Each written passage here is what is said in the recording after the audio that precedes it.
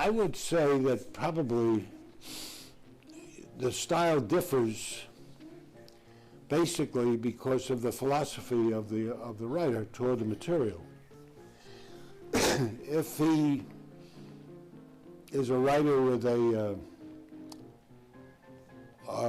sense that what he's writing about finally is ironical, that it is that the human race is hopeless, which is a very possible position, that will affect the kind of style that he's writing in. If he takes things very seriously and he be depressed personally by what he sees, it's more likely going to be a tragic style, and then he will use a different language. He won't allow too much humor into the thing.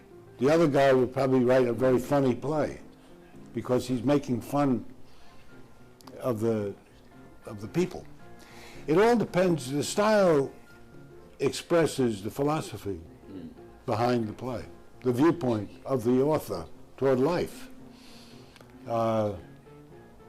We have marvelous plays written in many different styles. The style itself doesn't tell you whether the play is worthwhile or it isn't.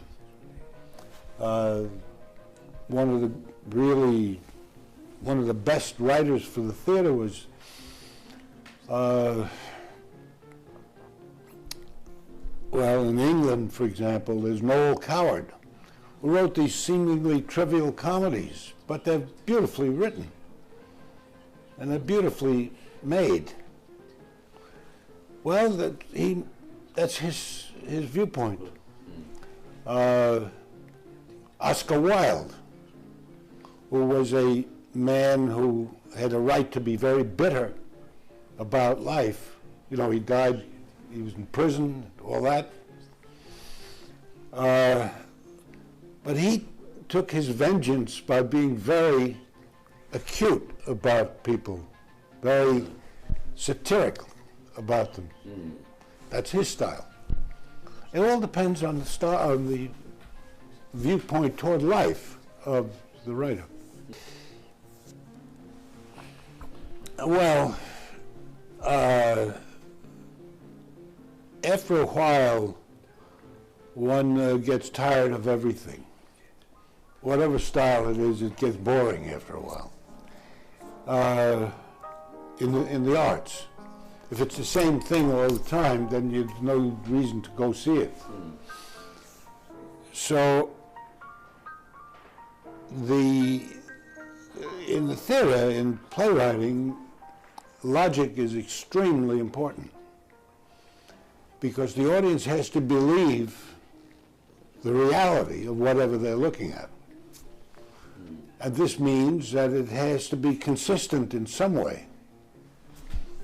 The great logician was probably, in the old days, was somebody like Ibsen. But Chekhov was also logical in the sense that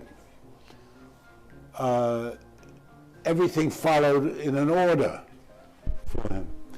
Now we have a style of theater which came out of World War I, really, of surrealism, which reflected the destruction of Europe in the First World War and the destruction of philosophical systems, which turned out to be useless because the continent practically destroyed itself with all this philosophy. It didn't matter. Once again, in the Second World War, we had the same destruction. So what this does is it affects the arts who celebrate illogic, who celebrate the fact that we can't understand everything. And this, of course, creates styles in the arts, in the theater and painting, rest of it. It all breaks up. It fragments.